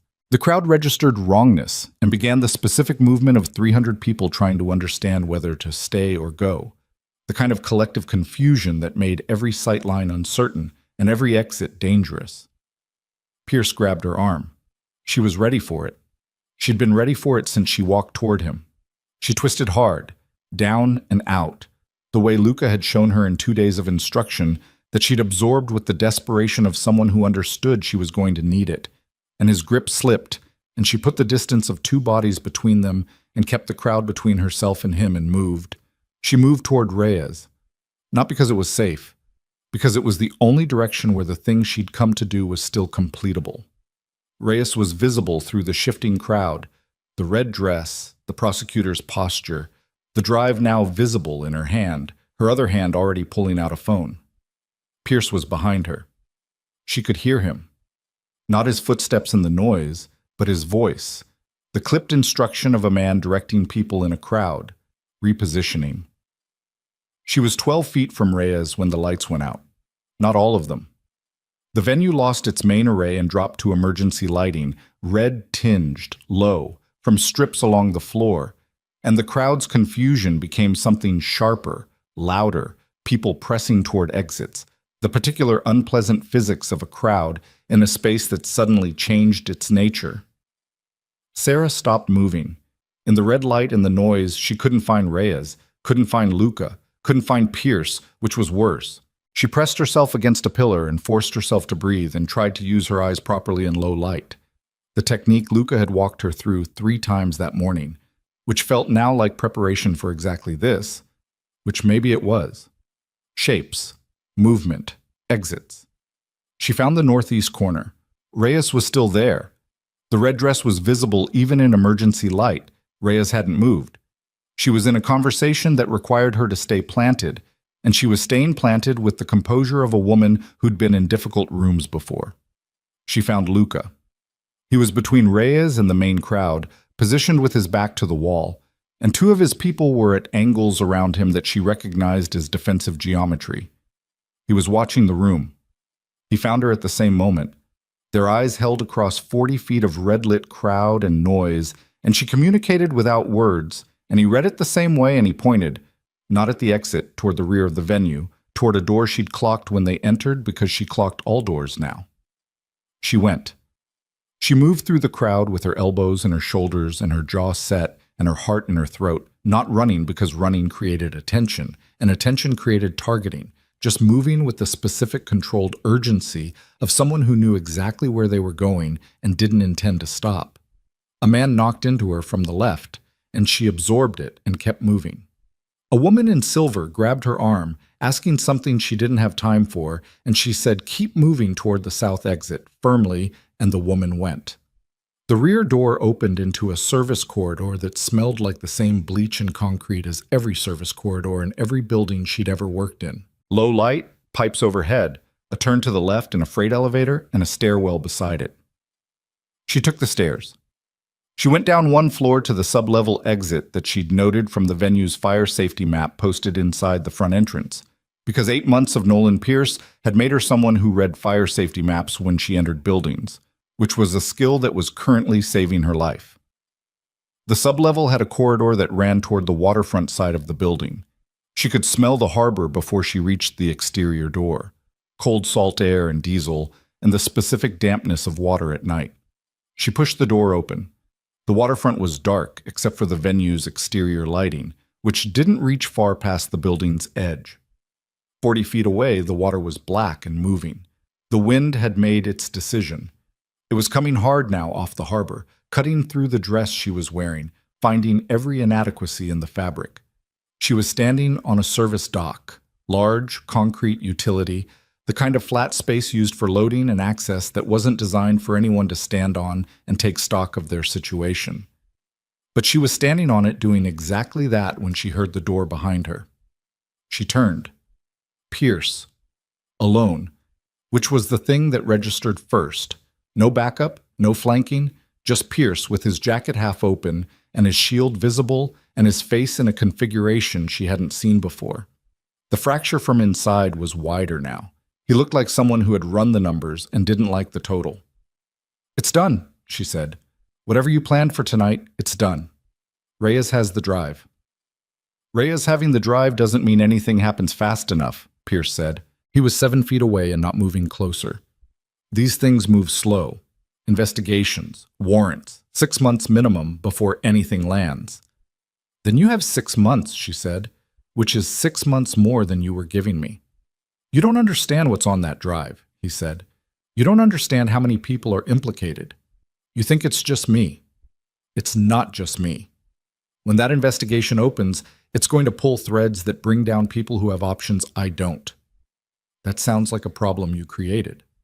It's a problem that is now also yours, he said, because your face is on a federal kidnapping report, and your name is in connection with the Moretti organization, and whatever you think you accomplished tonight, you're not walking out of this clean. I was never going to walk out of this clean, Sarah said. You made sure of that 8 months ago. I made sure. He stopped. Something moved in his face. I was trying to close a wound. Your brother opened something that was going to take down half the infrastructure of this city. You understand that? Cops, judges, the people who keep certain arrangements running that benefit more people than they hurt. He didn't understand what he was pulling on. He understood exactly what he was pulling on, she said. That's why you killed him. The word landed between them like something dropped from height. Pierce's face did not move. Say it, she said. Not for me. Just say it once out loud, on the waterfront where nobody's recording it and nobody's watching. Just say what you did. Pierce breathed once. The harbor moved behind her. The wind pushed between them. He came to me, Pierce said very quietly, before he went to the federal contact. He came to me first. He thought, a pause. He thought I was the kind of cop you could appeal to. He laid out what he had, and he told me he wanted to do it right, through legitimate channels. He looked at her. I told him I'd help him. I told him to give me 2 weeks. She already knew what came after 2 weeks. She made herself stand still in the wind and not look away. He trusted you, she said. He was 24 years old and very smart and completely alone, Pierce said, and there was something in his voice she hadn't expected. Not remorse exactly, not guilt, more like the particular flatness of someone who has carried a specific weight for a long time and put it down in the wrong place. He shouldn't have trusted anyone. He trusted me, she said. He left the drive for me. He built a lock that only I could open. Pierce looked at her. He knew, she said. He knew something was wrong after he talked to you. That's why he hid it the way he did. That's why he used our corner, our place, something only I would know. Her throat was very tight, and she was not going to let it close. He was trying to protect me from knowing. He put the files somewhere that required me to understand he was gone before I could open them. Pierce was quiet for a long time. The harbor was loud, wind and water and the distant sounds of the venue behind her where whatever Luca's people were managing was still being managed. I need you to know, she said, and her voice was as flat and clear as she could make it, that I don't want your explanation. I don't want you to tell me about what Danny didn't understand or what the arrangements were or what the city needed. I don't want any of it. She looked at him. I just needed you to say it. Pierce's hand moved toward his jacket, not his phone this time. She saw it, and she did not run. Some part of her had been standing at this point for 8 months, the point where the running stopped and whatever came after running began. And she stood in it with the harbor wind in her face and watched his hand move and thought about Danny's voice on an encryption key she hadn't known existed until this morning. A sound. Behind Pierce. The service door. Pierce heard it the same moment she did and started to turn, and Luca came through the door moving fast, not running but something just below it. And the look on his face was the specific look of a man who has done a calculation and arrived at an answer he doesn't particularly like, but intends to act on. Pierce turned back to Sarah with his hand now clearing his jacket, and Luca said her name. Not Serafina, not Sarah, just move. She moved left. The shot was very loud on the open waterfront, and the wind took the sound immediately, pulling it apart, and she hit the concrete on her hands and knees, and felt the impact all the way up through her elbows and her shoulders, and when she got her head up, Luca was on the ground. Pierce's gun was still raised. Luca was on his side on the concrete dock with one hand pressed against his chest and his other hand flat on the ground, and he was breathing. She could see him breathing, but it was the specific way of breathing when breathing has become a project that requires all of someone's attention. She looked at Pierce. Pierce looked at Luca on the ground and then at her. The drive is gone, she said. Her voice was someone else's. It's done. Reyes has it. Shooting him doesn't close anything. No, Pierce said. He was still looking at Luca. But it changes the conversation. He raised the gun. Not at Luca, at her. And somewhere in the 3 feet of concrete between her and Luca's hand, where his gun had fallen when he went down, Sarah Vale made the last decision she had available to her. Not a good decision, not a clean one, not the kind of decision she would have been able to make 8 months ago when she was still someone who... Her hand closed around the gun at the same moment Pierce's finger moved on his trigger. She didn't think. That was the thing she would come back to later, in the weeks after, turning it over like a stone that didn't look the same from any angle. She didn't think. The decision her body made happened below the level of thought, in the place where 8 months of running had deposited itself like sediment, in the place where Danny's voice lived on an encryption key she hadn't known existed, in the place where her mother's hospital monitors beeped into the 3 a.m. dark while she couldn't sleep in 3 different apartments in the same year. She picked up Luca's gun. Pierce's shot hit the concrete 2 feet to her left, off, because she'd moved when she reached down, because her body was already angled away from where she'd been standing. The sound was enormous and flat, and the wind took it, and she was already up, already facing him, with the gun in both hands the way Luca had shown her, stance wide, elbows slightly soft, grip pressure even on both sides. And she looked at Nolan Pierce over the barrel. He looked back at her. His gun was still raised. Her gun was raised. 40 feet of dark waterfront between them and the harbor moving behind her and Luca breathing on the ground in her peripheral vision, the breath audible and wrong, the sound of something working harder than it should. "Put it down," she said. Pierce's face was unreadable. Not the performance of unreadable, the genuine version, the kind that happened when a person was calculating too fast for expression to keep up. "You've never fired a weapon at a person," he said. "No," she said. "Have you?" A pause. He knew what she meant. She watched him understand what she meant. "Put it down, Nolan." "If I put it down?" "You go through channels," she said. "Reyes has the drive. You go through channels like everyone else who got named on it. Lawyers, hearings, whatever process you've spent 20 years assuming you were above." She kept the barrel level. Her arms were shaking slightly. She could feel it, the fine tremor of too much adrenaline held in too small a space. And she breathed against it the way Luca had told her. Long exhale, let the shake happen without fighting it. "Or you don't put it down." The harbor moved, the wind pushed between them. Pierce lowered his gun.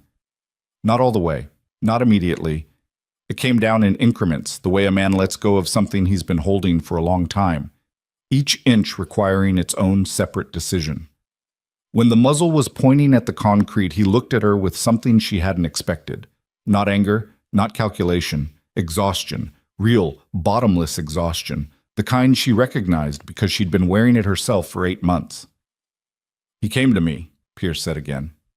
Quieter now. Just saying it to the air, to the waterfront, to whoever was left to hear it. "He sat across from me and he laid out everything he'd built, and he said he wanted to do it right. And I looked at him, and I saw..." He stopped, looked at the water.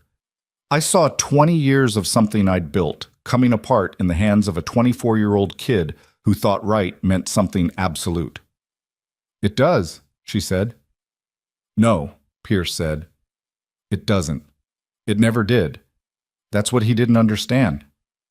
"Maybe," she said, "but he tried anyway. And you killed him for it." Pierce was quiet. Behind her, she heard the service door and then footsteps. Multiple sets, controlled and fast. And then Luca's people were on the dock. And 2 of them were moving to Luca, and 1 of them was moving toward Pierce with the specific posture of ending the conversation. Pierce didn't run. She'd expected him to run, had half prepared for it, and he didn't.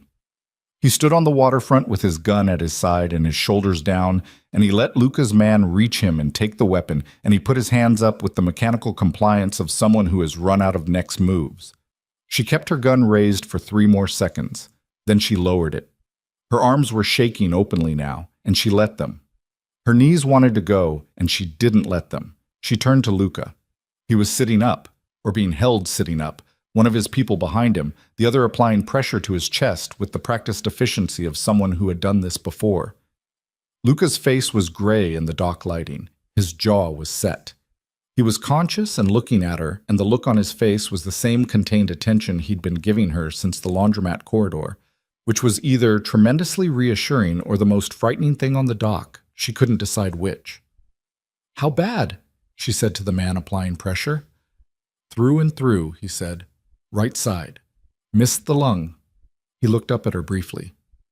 "He needs a hospital." "Then get him to a hospital," she said. "He won't—" "Get him to a hospital," she said again, with enough weight in it that the man nodded and looked at his colleague, and they began the process of moving Luca toward the door. Luca caught her arm as they passed her.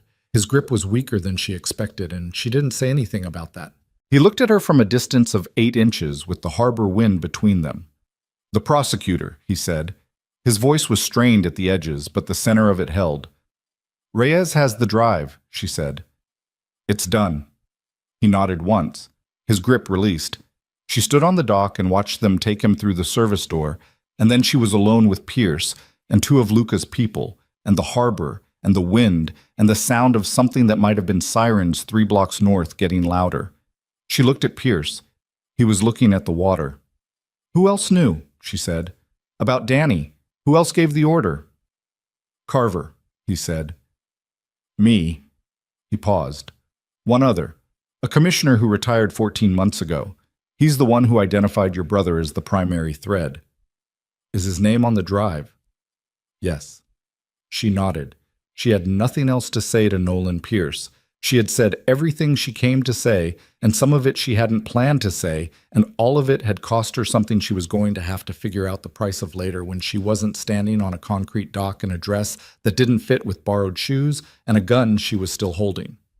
She put the gun down on the dock. She wasn't keeping it. She didn't want it in her hand anymore, had only needed it for the specific minute she'd needed it, and that minute was over. The sirens were close now. She looked at Luca's remaining man on the dock. "Is there an exit that doesn't go through the venue?" He pointed along the waterfront, east, 2 blocks, street access. She walked. She walked without looking back at Pierce, without looking at the venue building, without looking at anything except the dock in front of her, and the water beside it, and the lights of the city above the roofline reflecting on the harbor surface in long broken ribbons of yellow and white. The wind was cold enough to be a physical thing, pressing against her face and her bare arms, and she let it. She walked through it. At the end of the dock, she found a metal staircase that went up to street level, and she climbed it in the shoes that were half a size too large, gripping the railing, and when she reached the sidewalk, she stopped.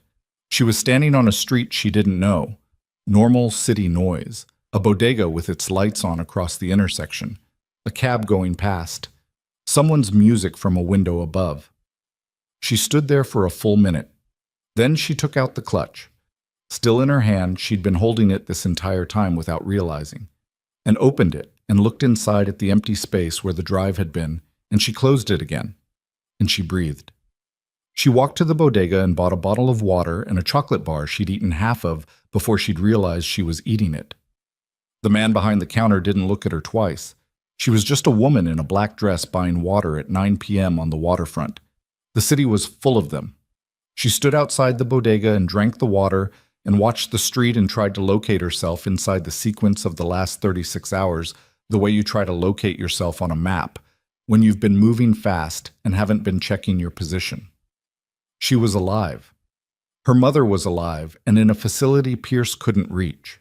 The drive's content was in the hands of a federal prosecutor who had been building a case for 8 months independently and now had everything she needed to finish it. Nolan Pierce was on a waterfront dock with Luca's people and incoming sirens. Carver was somewhere in the city with law enforcement now specifically looking for him. And Luca was in an ambulance, or would be shortly, with a bullet hole in his right side and a gray face and the same expression he'd been wearing since the laundromat. She thought about what he'd done on the dock, not as a calculation about what it meant or what she owed him for it, just as a fact. He had come through that door, and he had put himself between her and a gun that was already raising, and he had said her name, just her name, one word, move. And he had paid for it in a way that could have been permanent, and wasn't, but was still a thing that had happened. She didn't know what to do with that. She finished the water and put the bottle in the trash, and walked until she found a cab. The next 3 weeks moved like water after a storm. fast and directionless at first, then slower, finding channels. The drive's content landed in federal hands on a Wednesday, and by Friday it was on 4 news networks and 2 major papers, under headlines that used words like explosive and systemic and decade-long. The names were specific and numerous. 2 city commissioners, a state judge, 11 police officers across 3 precincts, including names that had appeared in South Brooklyn coverage for years under the language of dedicated service, a trafficking network that had been operating under the cover of 3 different import businesses on the waterfront. Pierce was taken into federal custody off the dock that night. He did not resist. His arraignment was the following Tuesday, and the image from it, Pierce in a holding facility's tan clothes, the shield conspicuously absent, ran everywhere. She saw it on the bodega's TV screen the morning it aired and stood watching it with a bottle of water she'd already paid for going warm in her hand. Carver was found in Red Hook 48 hours after the gala. He was in the building Luca had guessed, had been there since the night of the utility corridor, apparently, sitting in a space that had been his contingency for situations that went wrong. The situations had gone wrong. He was in federal custody by Thursday. The Commissioner Pierce had named, the retired one, the one who had identified Danny as the primary thread, was arrested at his home in Connecticut on a Saturday morning. She read about it in a brief news item that described him as a former city official facing charges related to corruption and obstruction. The item was 4 sentences long. It appeared on page 11. She read it twice and then put the paper down. She visited her mother on the 8th day. The private facility on the Upper East Side was small and quiet, and the nursing staff were the specific kind of competent that didn't feel the need to perform competence. Her mother's room had a window that looked onto a courtyard with a tree in it, bare in December, the branches holding small amounts of remaining water from a recent rain. Her mother was awake. She was 61 and looked older because the disease had made her older, taking years from her in a different way than ordinary aging did. From the inside, hollowing specific things out while leaving others intact. Her mind was clear. It had always been clear. Sarah had been grateful for that continuously, and was grateful for it again now, sitting in the chair beside the bed with her mother's hand in hers, the monitors making their regular sounds. "You look terrible," her mother said. "I know. But you're here." Her mother's hand tightened on hers, slightly. The strength wasn't what it had been, but the intention was there. "I'm here," Sarah said. They sat quietly for a while. Through the window, the bare tree held its water and didn't move.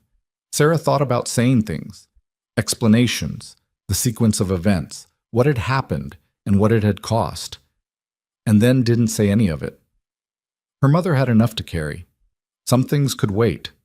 Some things could wait a very long time. "Danny," her mother said. Sarah looked at her. Her mother was looking at the window. Her profile was something Sarah had known her entire life.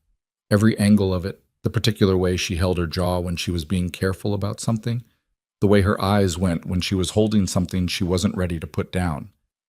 "Tell me," her mother said. So she told her. Not everything.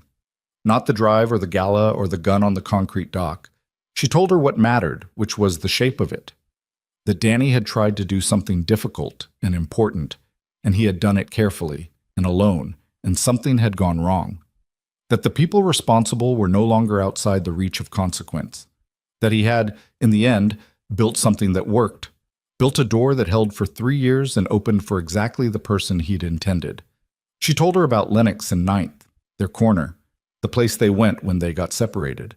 Her mother didn't make a sound for a long time. Then she turned from the window and looked at Sarah, and her eyes were wet, but her jaw was the jaw Sarah had been looking at her whole life, set, clear, carrying the weight without being crushed by it. "That's him," her mother said. "Yes," Sarah said. "That's exactly him." She stayed for 2 hours. When she left, she walked out into the cold December street and stood on the sidewalk outside the facility for a minute with her hands in her pockets and her face to the sky, not looking at anything, just standing in it.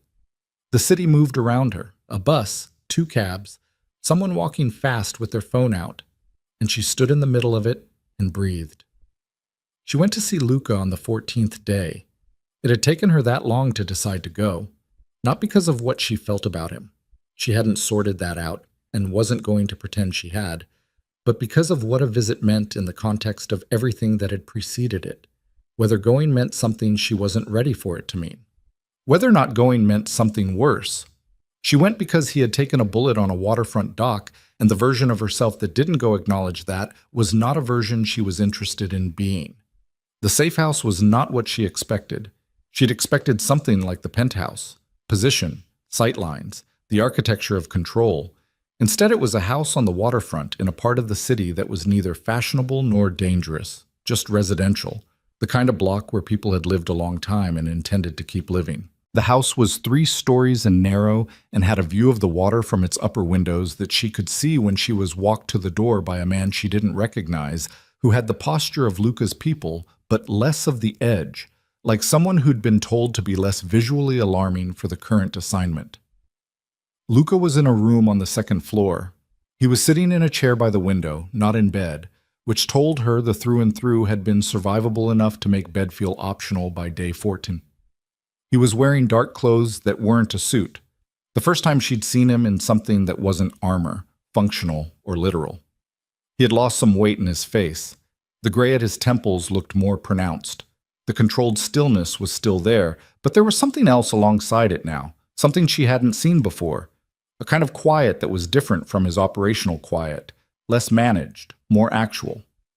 He looked like someone who had had 14 days to sit with something and hadn't found a way to set it down yet. He saw her in the doorway. "Serafina," he said. "Don't," she said, but not hard. The corner of his mouth moved. She sat in the other chair. There were 2, both facing the window, like they'd been arranged for a specific kind of conversation, and they both looked at the water for a moment. It was overcast outside. The harbor was the color of old pewter, and the far shore was a suggestion through the cloud. "Pierce will enter a plea," Luca said. "I know, I've been following it. His network is fracturing fast. The commissioner in Connecticut has already named 2 others to reduce his exposure. The trafficking side is being handled by a separate federal unit, outside our involvement." "Our," she said. A pause. "The investigation," he said. She looked at him. He was looking at the water. He had the specific profile of someone choosing words more carefully than he usually had to. "Your empire," she said. Not cruelly, just stating it. "What happens to it?" "Contracts are ending," he said. "Supply chains are being wound down or transferred. There are consequences to the exposure." He paused. "Some of my operations are visible in the material on the drive. Nothing primary, but enough." "Enough for what?" "Enough to make continuing at the current scale inadvisable," he said. She looked at him for a moment. He was dismantling something he'd spent decades building, in the specific way of a man who had decided the cost of maintaining it was no longer payable. She couldn't tell if that was the bullet's influence or something that had been coming longer. "Is that what you want?" she said. He turned from the window and looked at her. The directness of it was the same as it had always been. No performance, no deflection, just the actual weight of his attention on the actual question. "I don't know yet," he said. "I haven't wanted or not wanted anything in a long time. It's—" He stopped, started again. "It's an unfamiliar position." She understood that more than she wanted to. "The man who ordered the operation on Danny," she said, "the logistics coordinator. You said he died 8 months ago." "Yes." "Before you knew what he'd done." "Yes." "So he didn't face it," she said. "No," Luca said. "He didn't." She sat with that for a moment. It was the kind of thing that could consume you, the specific injustice of consequences that arrived too late or not at all, of men who did terrible things and died in their sleep before the accounting came. She had known going into this that the resolution was never going to be clean. She told herself she understood that. Understanding it and sitting with the actual shape of it were different things. "I'm not going to forgive you," she said. "I want you to know that's not what this is.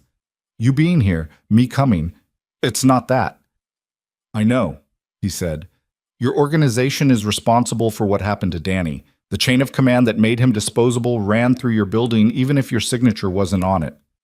Yes, he said. No qualification, no reaching for context, just the word, absorbing it. And I don't know what to do with that, she said. I've been trying to figure it out for 2 weeks and I don't have an answer. You don't have to have one, he said. I know I don't have to. That's not...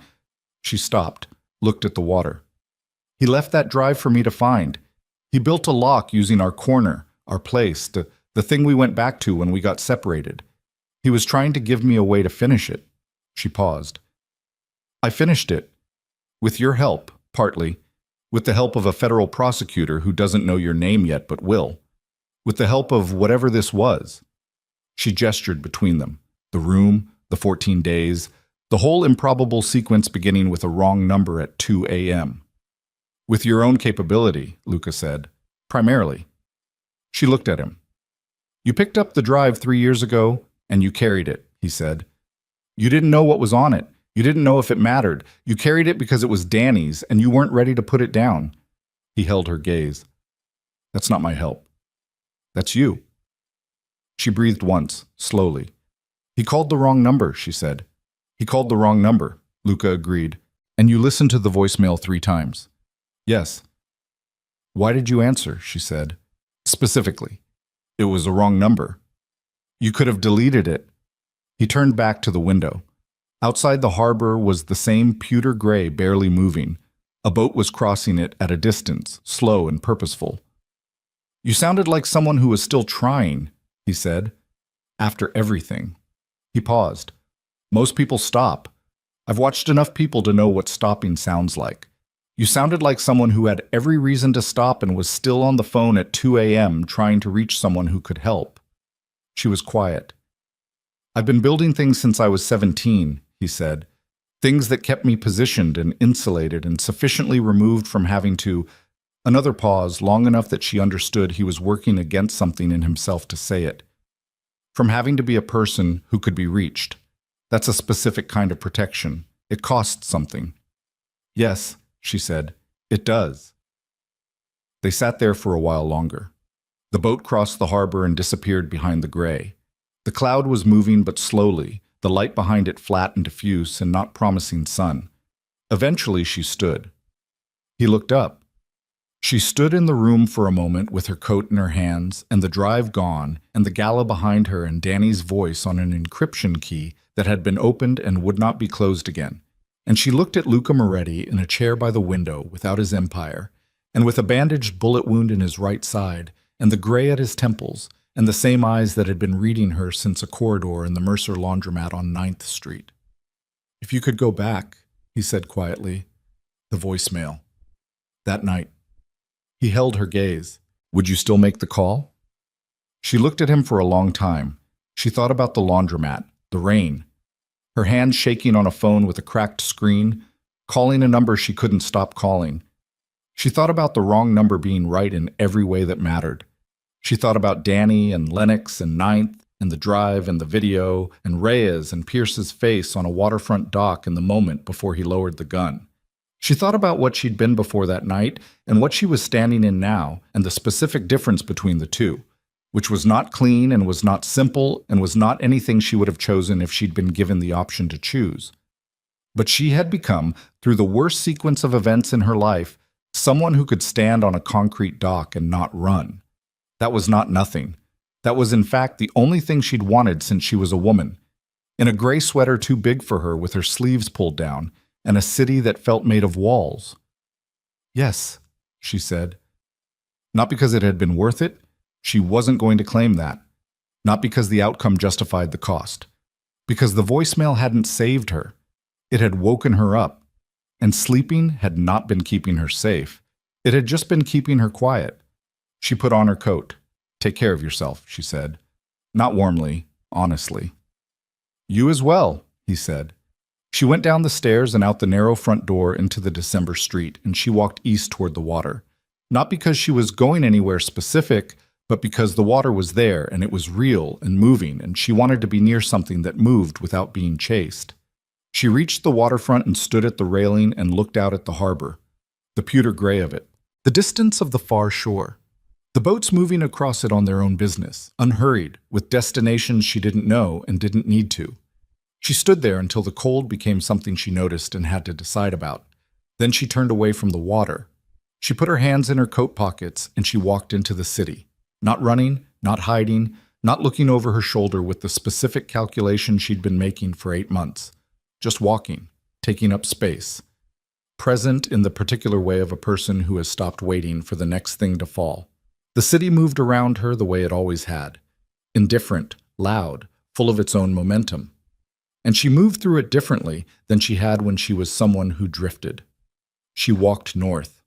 She walked until the neighborhood changed and changed again, and the light shifted with the cloud cover toward the thin gray of a December afternoon ending.